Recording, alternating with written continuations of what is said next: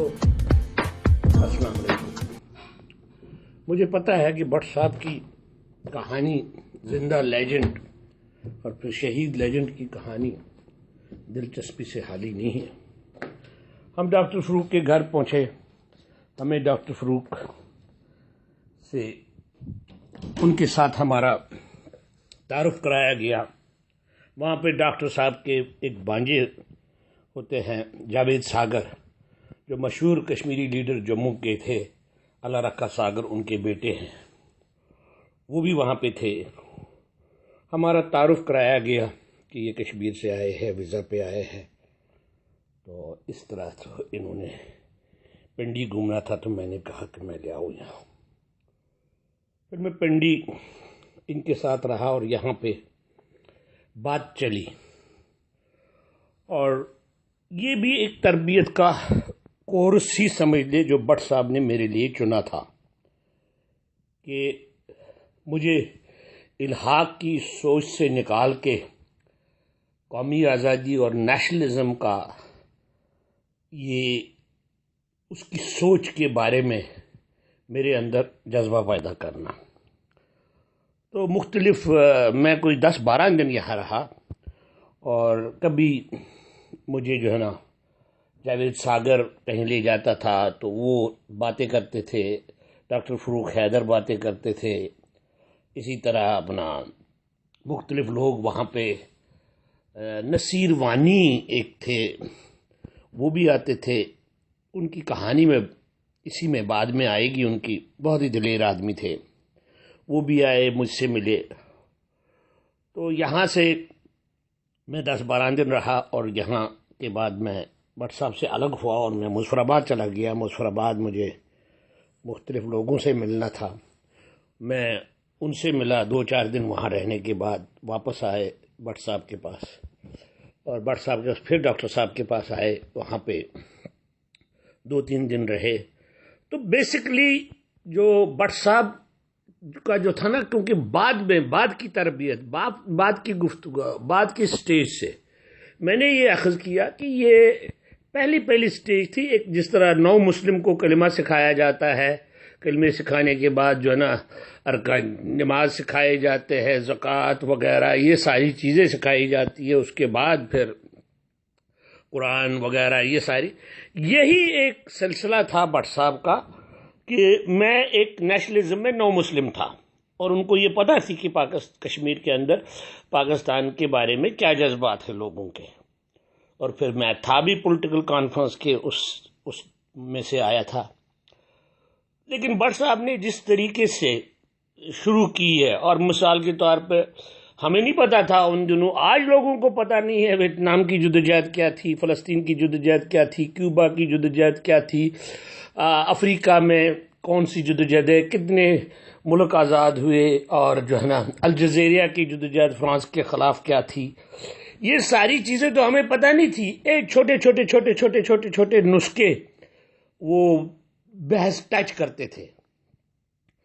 تو جب ان پہ باتیں ہوتی تھی، بات ہونے کے بعد میں ظاہر ہے ایک متاثر ہوا۔ بٹ صاحب کی شخصیت ایسی تھی کہ وہ کوئی بات کرے اور اس بات کی طرف آدمی کا دھیان نہ دے، یا وہ ذہن میں نہ رہے، یہ ناممکن تھا، اور کشمکش نہ ہو، یہ بھی ناممکن تھا۔ ان کی بات کرنے کے بعد آدمی کو بہت ساری کشمکش ہوتی تھی اس کے اندر، اس کی سوچ، اس کے نظریات، اس کی اپنی وہ کہاں کھڑا ہے، اس سلسلے میں بہت زیادہ جدوجہد ہوتی تھی۔ میں تو تھا ابھی 15 سال کا، لیکن کشمیر کے اندر بچہ جو ہے نا 8 سال میں ہی بالغ ہوتا ہے اور پتھر لے کے باہر نکلتا ہے، یہ اس وقت بھی تھا۔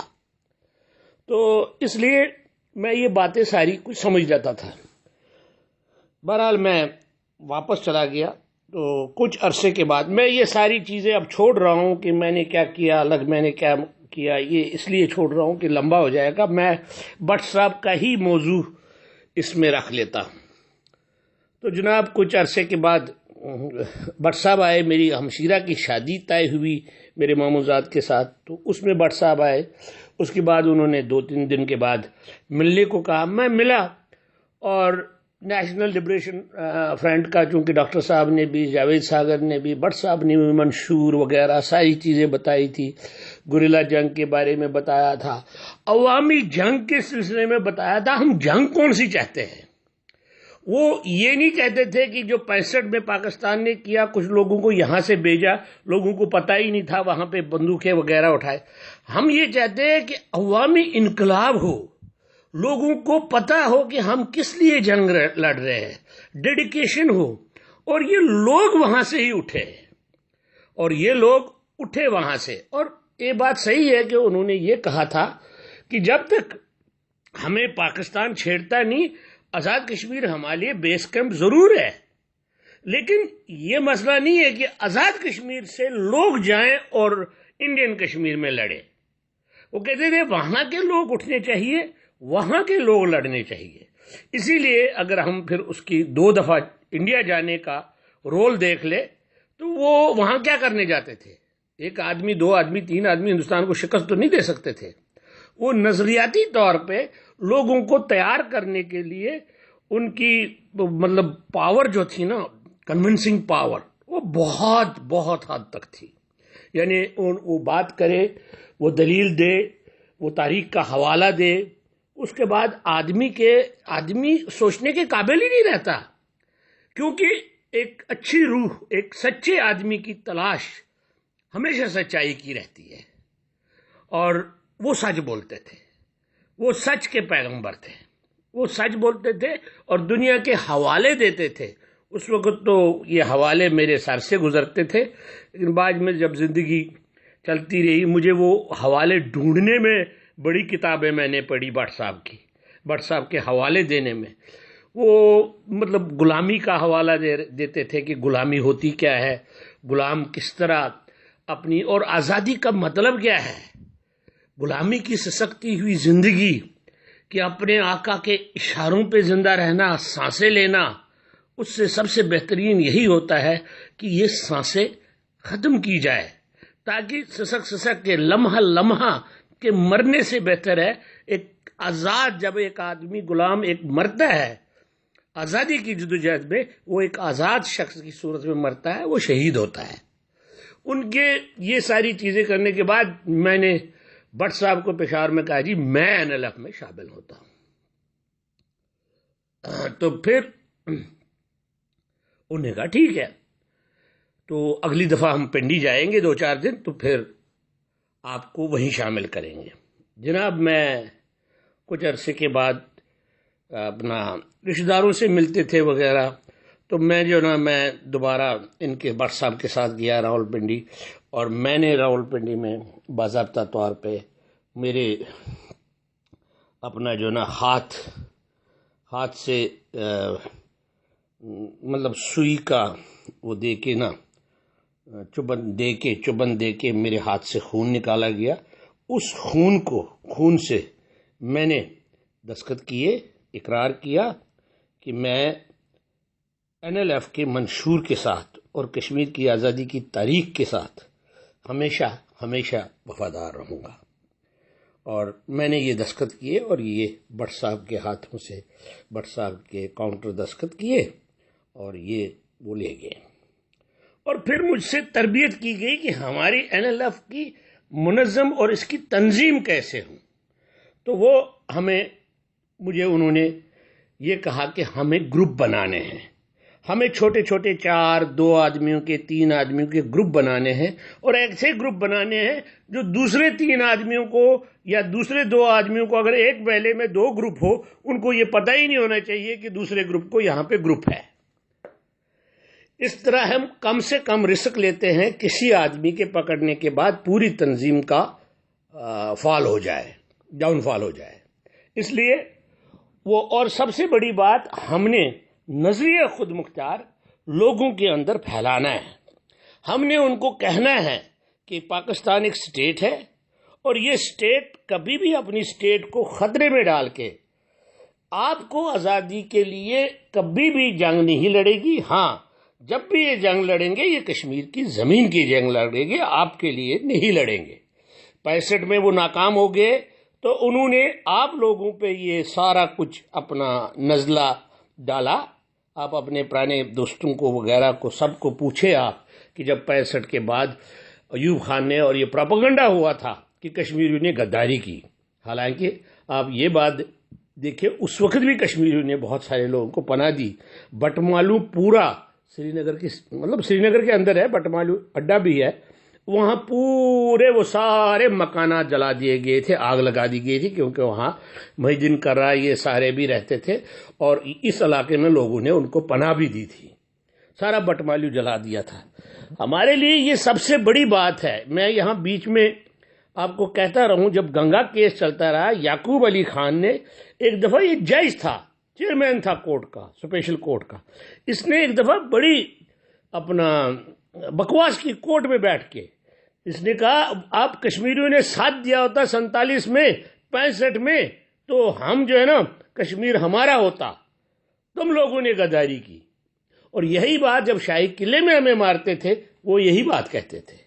میں یہ کہتا تھا کہ کیونکہ ایک بات آپ لوگوں کو سمجھنی چاہیے اور ہمیں یہ ماننا چاہیے کہ پاکستان کشمیر کو ایک علاقے، ایک سرجیکل وہ جو ہے نا اسٹریٹجیکل ڈیپتھ کے طور پہ اور اپنے علاقے کے طور پہ، پانی کے ذخائر کے طور پہ، اور اپنی بارڈر کو انڈیا سے یہ جو 700 کلومیٹر کی بارڈر ہے جموں کشمیر میں، اس کو ختم کرنے کے حوالے سے وہ اس حوالے سے کشمیر پہ قبضہ کرنا چاہتا ہے. ان کے لیے کشمیر کی آزادی کا کوئی مطلب نہیں ہے، کیونکہ اگر ہوتا تو سب سے پہلے ان کے پاس جو حصے آئے ہوتے گلگت بلتستان اور پی او کے، تو ان کو جنت کا، ان کو نمونہ بنا دیتے جنت کا، ان کو کشمیر کے اس طرف لوگوں کے لیے اور پوری دنیا کے لیے اور ہم سب لوگوں کے لیے ایک مثال بناتے کہ نہیں بھائی یہ ہماری آزادی کے رکھوالے ہیں. جبکہ اپنا ہم ہمیشہ کہتے ہیں اس گلگت بلتستان آزاد کشمیر کو ملا کے ایک لوگوں کی ایک صحیح معنوں میں حکومت اپنا بنائی جائے. اور کہ خورشید صاحب اللہ مغفرت کرے، مخلص آدمی تھے، وہ تو کہتا تھا اس کو تسلیم کروایا جائے پوری دنیا سے ایز اے کشمیر. لیکن ان کی بھی بات نہیں مانے، کیونکہ حالانکہ وہ کہتے تھے آزادی کے بعد ہم کشمیر کو پاکستان سے ملا دیں گے. تو میرا مقصد یہ ہے کہ بٹ صاحب مجھے آہستہ آہستہ آہستہ نظریاتی طور پہ تیار کر رہے تھے کہ انڈیپینڈنٹ کشمیر کا مطلب کیا ہے، پھر کس طریقے سے دنیا انڈیپینڈنٹ کشمیر کو ویلکم کرے گی، اور کس طریقے سے دنیا کے لوگ ہماری آزادی کو جو ہے نا صحیح معنوں میں اس کا ساتھ دیں گے. اور سب سے بڑی بات یہ اس وقت بھی کہا تھا، یہ بعد میں بھی آئے گا جیل کے تربیت کے دوران یا بعد میں جو تربیت ہوئی میری، ایک بات وہ ہمیشہ کہتے تھے، کیونکہ ذرا میں تھوڑا سا مذہبی تھا اس وقت بہت زیادہ، تو وہ ایک بات کہتے تھے، ایک بات یاد رکھنا کہ مذہب کے حوالے سے جو کشمیر کی بات کرے گا، جو کشمیر کی آزادی کی بات کرے گا، وہ نہ صرف کشمیر کا بلکہ وہ بنی نوع انسان اور اسلام کا بہت بڑا دشمن ہوگا. اس پہ بحث چلتی تھی کہ ہمیں یہ بتائے ایسا کیوں ہوگا. تو وہ صاف کہتے تھے دیکھو یہ دور، یہ 20ویں صدی ہے، اس 20ویں صدی میں کوئی مذہب کی بنیاد پہ اسٹیٹیں قائم نہیں ہوتی ہے، اور مذہب کی بنیادوں پہ قتل و غارت کو دنیا ساتھ نہیں دیتی ہے. اور سب سے بڑی بات، اگر مذہب کی بنیاد پہ ریاست جموں و کشمیر میں جدوجہد ہوئی تو ریاست 3-4 حصوں میں تقسیم ہوگا، اور یہ ٹکڑے ہو جائے گا، اور یہ تقسیم ہو جائے گا، اس کے چھوٹے چھوٹے ٹکڑے بن جائیں گے، جس کا کوئی بھی ٹکڑا جو ہے نا نہ خوشحال رہے گا بلکہ فسادات کا ایک جھگڑا مستقل طور پہ رہے گا. اور سب سے بڑی بات، انڈیا پاکستان کے بننے کی طرح یہ کشمیر کے اندر بھی ایک بہت بڑی بات یہ رہے گی کہ مائیگریشن ہو جائے گی. ڈوڈا میں جو 40% رہتے ہیں، یا بھدروا میں بھی 71%، یا مطلب 61% رہتے ہیں، یا پونچھ میں جو رہتے ہیں، یہ سارے تقسیم ہوں گے، یہ مائیگریشن کریں گے وادی کی طرف، پیو کی طرف. اس طرح سے یہ سارا کچھ وہ جو ہمارا کشمیر ہے، وہ جو ہماری سوچ ہے، وہ نہیں ہوگا. اور اس کی بنیاد پہ انڈیا پاکستان میں بھی فسادات ہو سکتے ہیں، اور پوری دنیا مذہب کی بنیاد پہ ہمیں ساتھ نہیں دیں گے. یہ سب سے بڑے دشمن ہوں گے بنی نوع انسان کے، اسلام کے اور کشمیر کے، جو مذہب کی بنیاد پہ وہ دور نہیں رہا کہ آج کل جو ہے نا بابر آئے گا 20 توپے لے کے 3 لاکھ لوگوں کو مارے گا تو ہندوستان پہ قبضہ کرے گا. نہیں، ہمیں کشمیر کے تمام قومیتوں، کشمیر کے تمام مذہبوں، کشمیر کے تمام لوگوں کو، وہ son of the and daughter of the soil ہے، جو جہاں پیدا ہوا اس کو تو پتہ ہی نہیں ہے کہ وہ ہندو کے گھر میں پیدا ہوا مسلمان کا. وہ جس گھر میں پیدا ہوا اسی نے اس کو ہندو، مسلمان، عیسائی، سکھ اور بودھ وغیرہ بنایا، شیعہ سنی وغیرہ اس نے بنایا. اللہ تعالیٰ نے اس کو تو کوئی اپنا بنا کے نہیں بھیجا مذہبی طور پہ. اس لیے تمام ریاست میں ریاستی حقوق تمام ریاست کے لوگوں کو ہے، وہ چاہے کوئی بھی ہو. اس لیے ہمیں جو جنگ لڑنی ہے وہ قومی آزادی کے سلسلے میں ہے، اور قومی آزادی میں ہماری قومیتیں ہیں، ان کی حق ہم نے نہیں کھانے ہیں. اس لیے ہمیں بنیادی طور پہ استحصال کے خلاف، غربت کے خلاف، اپنا جہالت کے خلاف اور ان چیزوں کے خلاف، ظلم کے خلاف ہمیں جنگ لڑنا ہے، اپنی ریاست کو جنت کا نمائندہ بنانا ہے. یہ ان کی NLF میں میرے شامل ہونے پہ ایک لمبا چوڑا لیکچر اور تربیت تھی. والسلام. تو السلام علیکم. مجھے پتہ ہے کہ بٹ صاحب کی کہانی زندہ لیجنڈ اور پھر شہید لیجنڈ کی کہانی دلچسپی سے خالی نہیں ہے. ہم ڈاکٹر فروق کے گھر پہنچے. ہمیں ڈاکٹر فروق سے ان کے ساتھ ہمارا